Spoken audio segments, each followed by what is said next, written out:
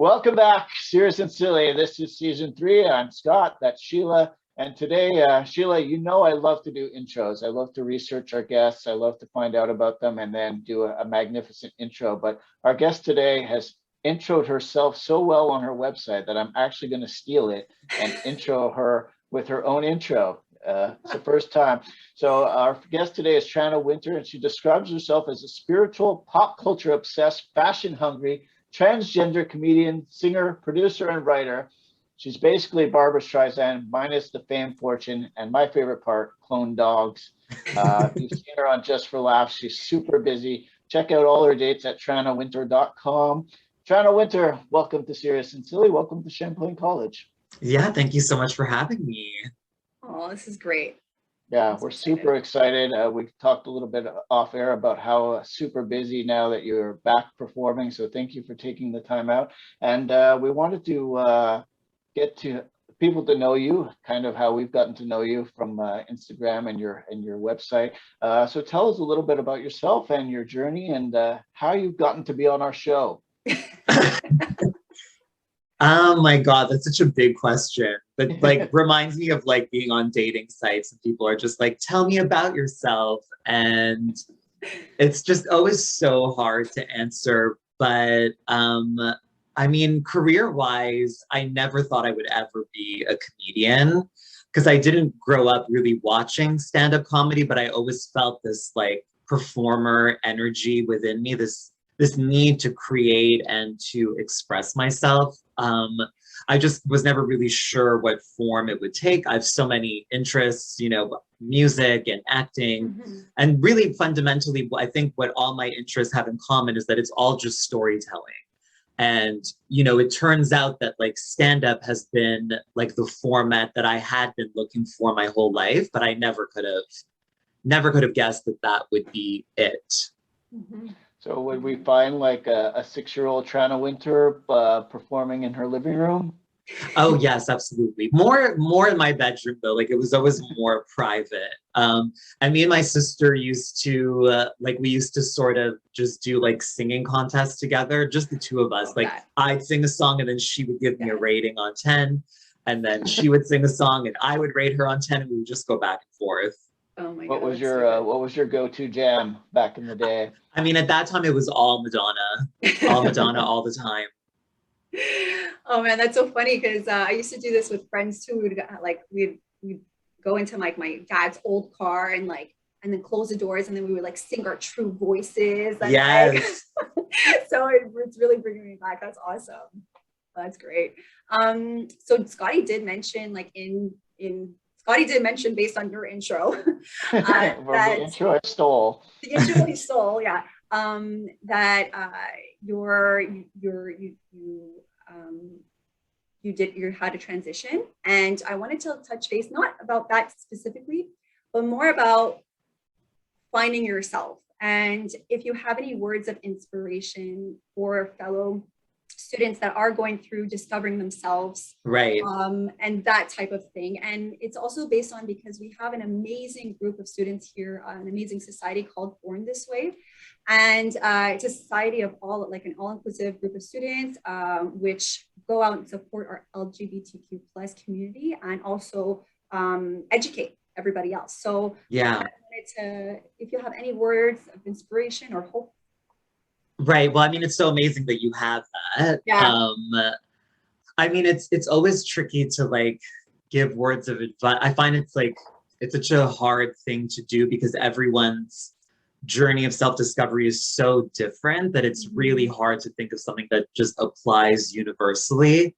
But when I was in elementary school and high school, which really wasn't that long ago, there wasn't anything like the Born This Way group that you're talking about. Even when I got to CJEP, you know, the conversation, especially in terms of trans and non-binary identities, was really just not happening in the mainstream. So my biggest challenge growing up was that I didn't even know what trans was. Like it just wasn't being spoken about. I didn't have any examples, and the few examples that I did have in movies and TV were really, really awful and really negative and dehumanizing depictions, you know? So I always recognized from a very early age that like my inherent identity was female, but that made me such a target for being bullied that I became sort of scared of that part of myself, you know? So I spent a really long time being really disconnected from that. And I really had to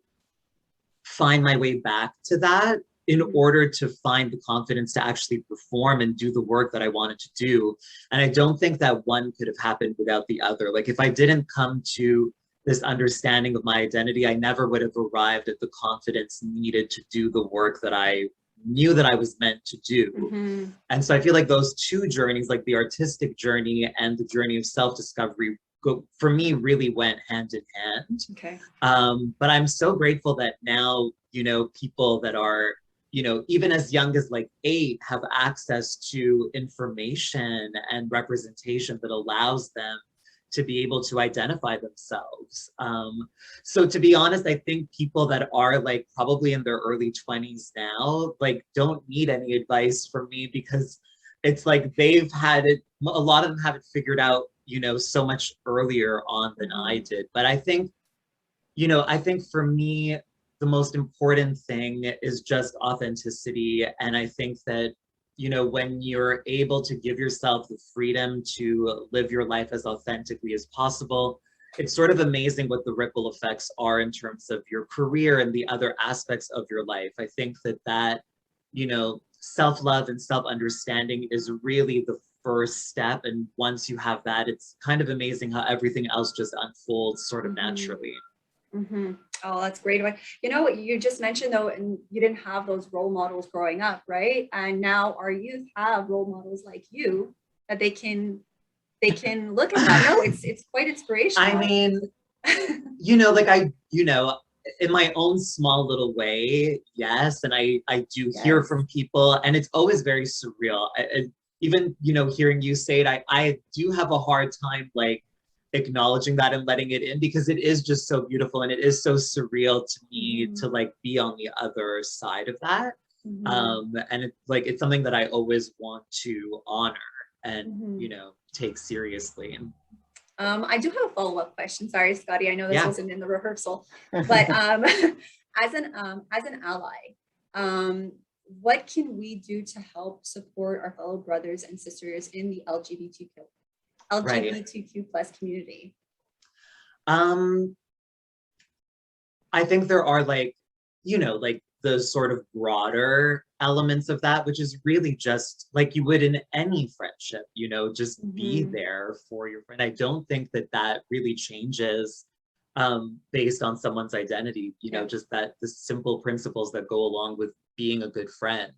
But I think in terms of like being an ally to an LGBTQ plus person specifically, especially a trans or non-binary person, you know, if the person is comfortable, and I'm assuming if you're friends with them, then they would be, but just to understand that person's pronouns and what situations are they comfortable being out or not, because sometimes I think we assume that people are out everywhere and that's not necessarily the case.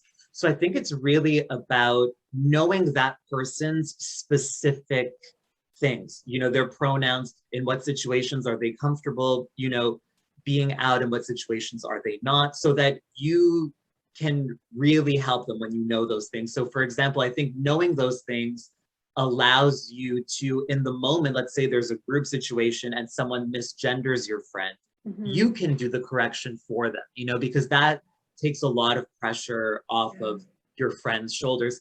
And again, it's so different for everyone. And I think that's why it's really important to check in with your friend and understand their specific needs, so that you can, you know, do what they need your help with.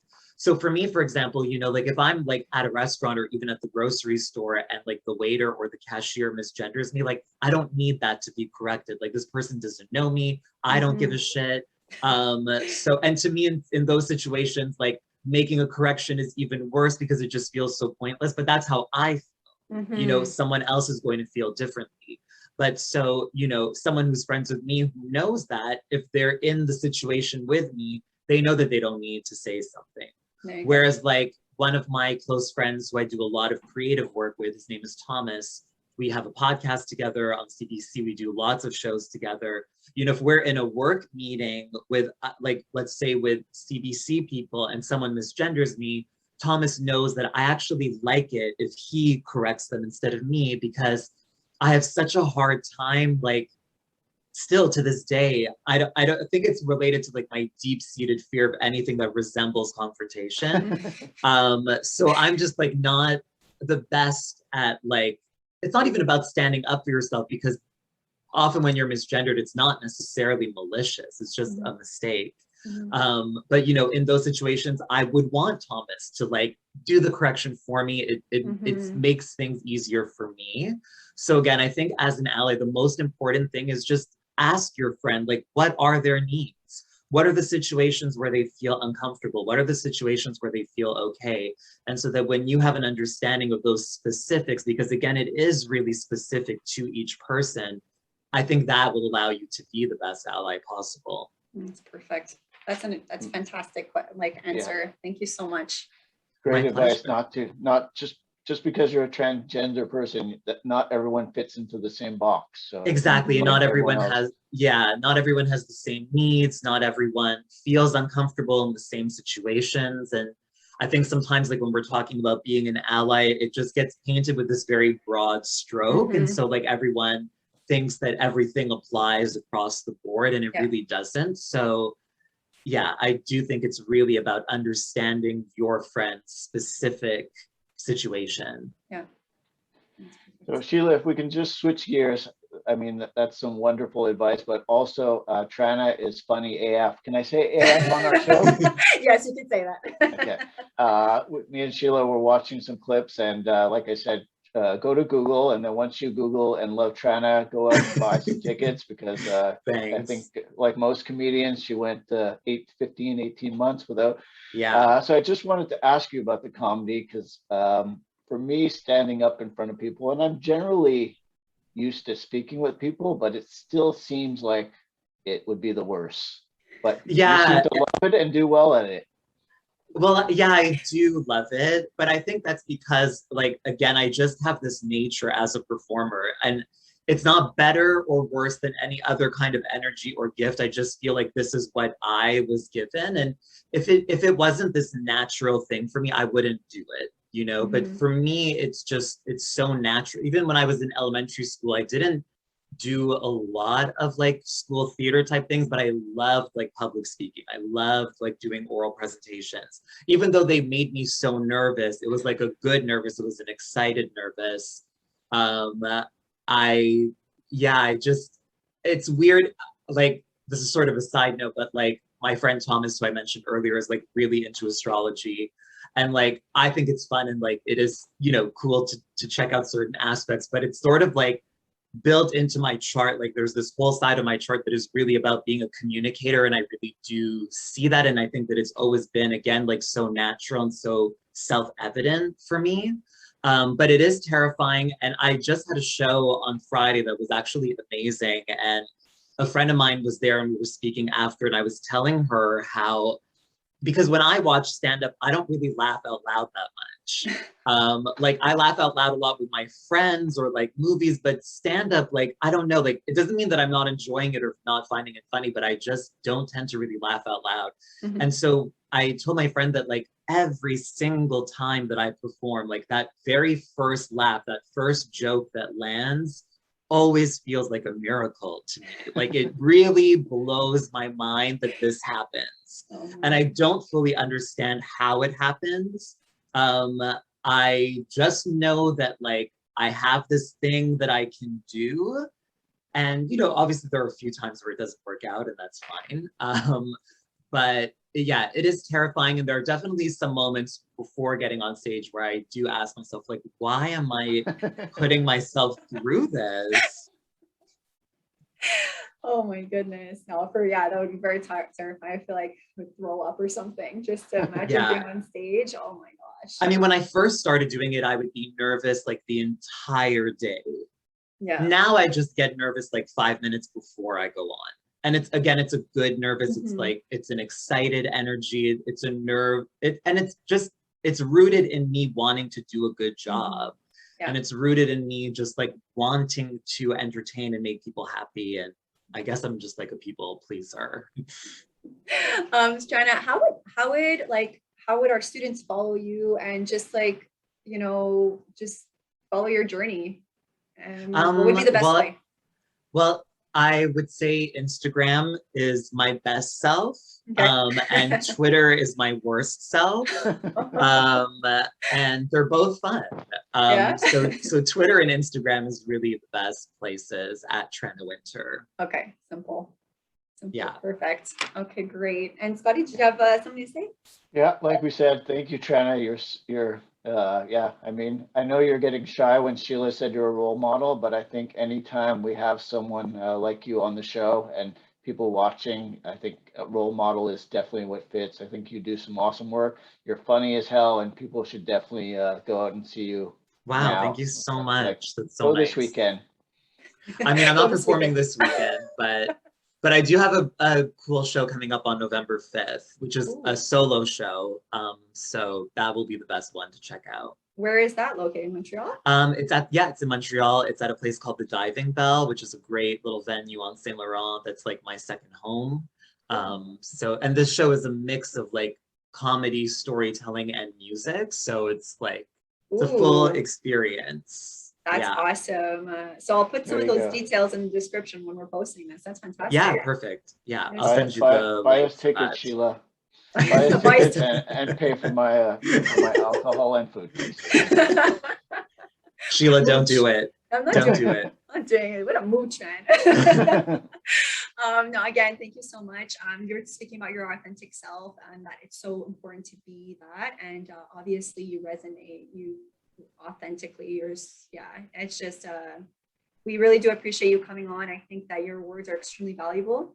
Thank you. To not only our students, but just to everybody, the people within the community, people out of the community. Just being a good person at the end of the day is the yeah. I just think that, like, you know, in this age of, especially, you know, only amplified by the last 18 months, but just like everything being online, this age of like the influencer and the superficial just being so omnipresent that like, but I do think that authenticity really is the way forward. You know, I don't see what the point of a veneer is. It's really unexciting and uninspiring, honestly. I love that. I love that. Well, again, thank you so much for taking the time with us today. If you guys want to keep following our little web series, you can follow us on our Champlain Saint-Lambert YouTube page, and we post on Fridays. So have a great show, Tranna, and thanks again. Thank you both so much. It was nice Bye. meeting you. Thank you. You too.